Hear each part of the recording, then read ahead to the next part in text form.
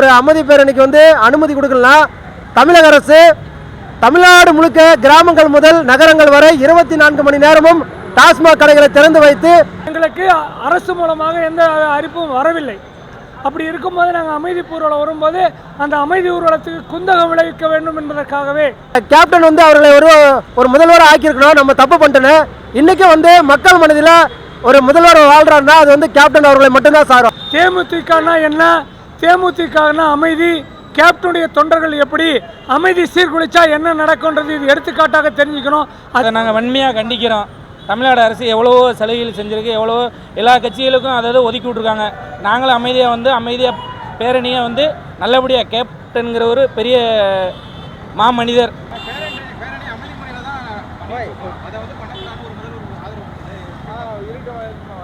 Sir, தமிழ்நாட்டில் கர்ம வீரர் காமராஜர் ஐயா அவர்களுக்கு பிறகு அவர் கல்வி கடவுள் என்று அழைக்கிறோம். கேப்டன் ஐயா அவர்களை அன்னதான கடவுள் என்று அழைக்கிறோம். தமிழ்நாட்டில் கர்ம வீரர் காமராஜர் ஐயா அவர்களுக்கு பிறகு மிகப்பெரிய வந்து மக்களுடைய ஆதரவு உலகெங்கும் வாழும் தமிழர்களுடைய மக்கள் மனதில் வாழ்ந்து கொண்டிருக்கிறார் கேப்டன் அவர்கள்.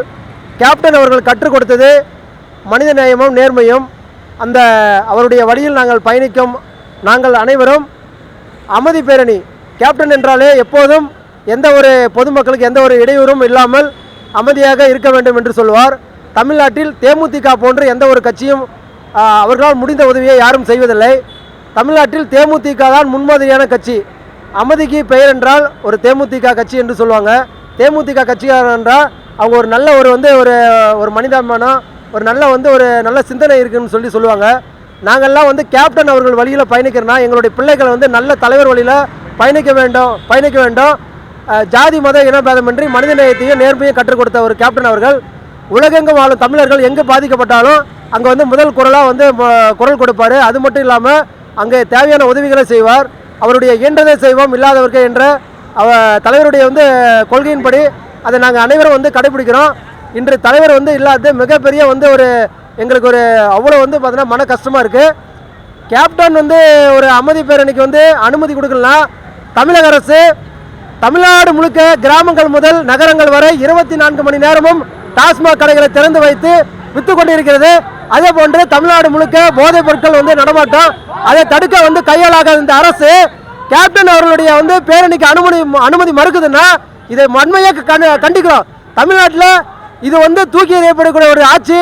கேப்டன் அவர்களுடைய பேரணிக்கு அனுமதி மறுக்கப்பட்டால் மிகப்பெரிய வந்து 2011 எப்படி வந்து ஒரு திமுக எதிர்கட்சி வந்து வரலையோ அது போன்ற வந்து இப்போ நடக்கும். நாங்கள்லாம் வந்து இன்னைக்கு மக்கள் நினைக்கிறாங்க கேப்டன் வந்து அவர்களை ஒரு முதல்வராக ஆக்கியிருக்கணும். நம்ம தப்பு பண்ணிட்டேன். இன்றைக்கி வந்து மக்கள் மனதில் ஒரு முதல்வர் வாழ்கிறாருன்னா அது வந்து கேப்டன் அவர்களை மட்டும்தான் சாரும். நாங்கள்லாம் வந்து இன்றைக்கி அமைதியான முறையில் தான் நாங்கள் பயணிக்கிறோம். கேப்டன் கற்றுக் கொடுத்தது அமைதியான முறையில் தான். தேமுதிக கட்சின்னாவே அந்த ஒரு அமைதியை கடைபிடிக்கிறது, ஒரு நல்ல செயல்களை செய்யக்கூடிய ஒரு கட்சின்னு தான். இந்த பேரணிக்கு அனுமதி மறுப்புன்றது ஒரு கையாளாகாத வந்து இந்த அரசுக்கு ஒரு சாட்டடி. நாங்கள்லாம் வந்து கண்டனம் தெரிவிக்கிறோம். ஏன்னா இந்த மாதிரி ஒரு மனிதர் வந்து உலகில் வந்து இந்த மாதிரி ஒரு மனிதர் இல்லைன்ற ஒரு இது மற்ற இடத்துலலாம் வந்து பார்த்தீங்கன்னா ஒரு கடவுளாக தெய்வம் இங்கே வந்து பார்த்தீங்கன்னா ஒரு தமிழ்நாட்டில் பிறந்த ஒரு எத்தனையோ வந்து பார்த்தீங்கன்னா வந்து டாஸ்மாக் கடைக்கெல்லாம் வந்து பார்த்தீங்கன்னா வந்து இடைஞ்சல் இருக்குது. ஆனால் வந்து கேப்டனுடைய பேரணிக்கு அனுமதி மறுப்புன்றது உண்மையிலே வந்து பார்த்தீங்கன்னா நாங்கள் கடுமையான கண்டனத்தை தெரிவிக்கிறோம். பார்த்தோம். தேசிய முற்போக்கு திராவிட கழகம் திருப்பத்தூர் மாவட்டத்தின் சார்பாக நாங்கள் வந்திருக்கோம்.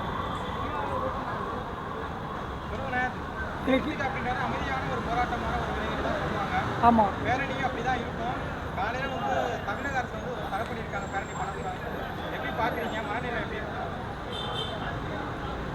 தேசிய முற்போக்கு திராவிட கழகத்துக்கு தடை போடுறதுக்கு யாராலுமே முடியாது. ஏன்னா தலைவர் எங்களுக்கு கற்றுக் கொடுத்த ஒரு தாரக மந்திரம் மட்டும்தான் எங்களுக்கு தடையாக இருந்திருக்குது. ஏன்னா தலைவர் சொல்லியிருப்பார், நம்முடைய கூட்டம் வந்து இராணுவ கட்டுப்பாடோடு இருக்கிற கூட்டம், அமைதி இருக்கணும், எந்த நேரத்துலையும் அமைதி காக்கணும். அதே போல் பார்த்திங்கன்னா பொதுமக்களுக்கு இடையூறாக இருக்கக்கூடாதுன்னு எங்களுக்கு சொல்லி கொடுத்துருக்கிற பாடம் இருக்குது. அதை நாங்கள் கடைப்பிடிச்சிருக்கிறோம். பத்திரிகையாளர்களாகிய நீங்களும் காலையிலேருந்து உற்று நோக்கி பார்த்துட்டு இருந்தீங்க. நாங்கள் சுமார் வந்தது காலையில் 5:14 வந்திருக்கிறோம். 5:14 அப்புறமா 8:38 வரைக்கும் நாங்கள் காத்துக்கிட்டு இருக்கிறோம் சமாதானத்தில்.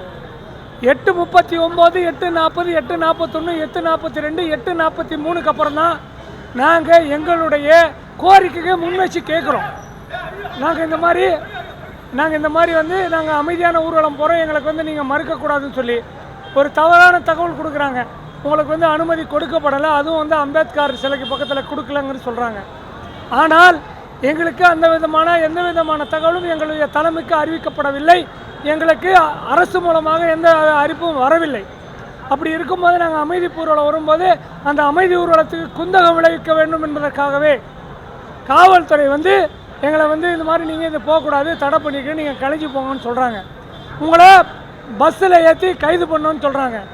நாங்கள் கேட்ட ஒரே ஒரு கோரிக்கை, எங்கள் தலைமை வந்து என்ன இன்ஸ்ட்ரக்ஷன் கொடுக்குறாங்களோ அதுபடி நாங்கள் நடந்துக்கிறோம், அதே போல் நாங்கள் காவல்துறைக்கும் மதிக்கிறோன்ற வார்த்தையை தான் நாங்கள் சொன்னோம்.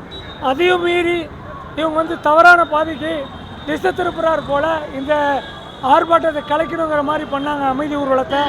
அதனால் நாங்கள் எங்களுடைய தம்பி இளைய கேப்டன் வந்து சண்முக பாண்டியன் வந்ததுமே நாங்கள் பொறுமையாக சொல்கிறோம். அப்போ கூட கேட்கல. சுதீஷ் என்ன வந்தார், அப்பவும் கேட்கல. பார்த் சார் என்ன வந்து அப்பவும் சொன்னாங்க, கேட்கல. ராஜேந்திர பிரசாத் முன்னாடி வந்து கேட்டாங்க. யாருடைய பேச்சும் கேட்காம இதை எப்படியாவது தடுத்து நிறுத்தணுன்ற காவல்துறைக்கும் இந்த தமிழக அரசுக்கும் கேப்டனுடைய தொண்டர்களாகிய நாங்கள் பாடம் புகுத்தி விட்டோம் என்றுதான் இந்த நேரத்தில் நாங்கள் தெரிவித்துக் கொள்ள கடமைப்பட்டிருக்கிறோம்.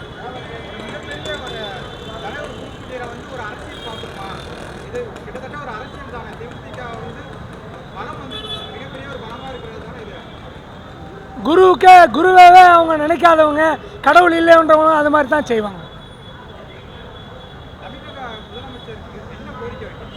தமிழக முதலமைச்சருக்கு இப்போவாவது இனிமேலாவது தேமுதிகனா என்ன, தேமுதிகனா அமைதி, கேப்டனுடைய தொண்டர்கள் எப்படி அமைதி சீர்குலைச்சா என்ன நடக்கும்ன்றது இது எடுத்துக்காட்டாக தெரிஞ்சுக்கணும். அதே போல் எங்களுக்கல்ல, தமிழ்நாட்டில் இருக்க யாருக்காக அமைதி ஊர்வலம் கேட்டாலும் அவங்களுக்கு அனுமதி வழங்கணும். கேப்டனுடைய தொண்டனை அவங்கக்கிட்ட இதை பற்றி நான் கேட்டுக்கிறேன். 2006 தேமுதிக தலைமை என்ன முடிவு எடுக்குதோ அதுக்கு கட்டுப்படுவோம். தலைமை தான் எங்களுக்கு என்ன முடிவு எடுக்குதோ அந்த தேர்தலை நாங்கள் சந்திக்கிறதுக்கு தயாராக இருக்கிறோம்.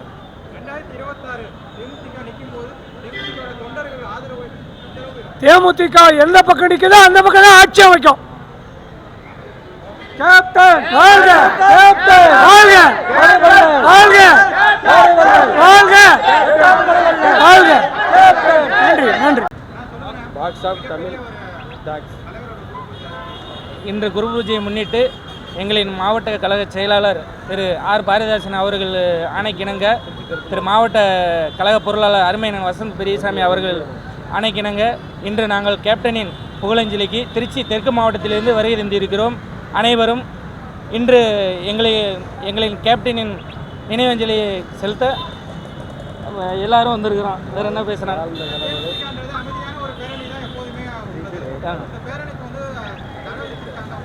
கண்டிப்பாக அதை நாங்கள் வன்மையாக கண்டிக்கிறோம்.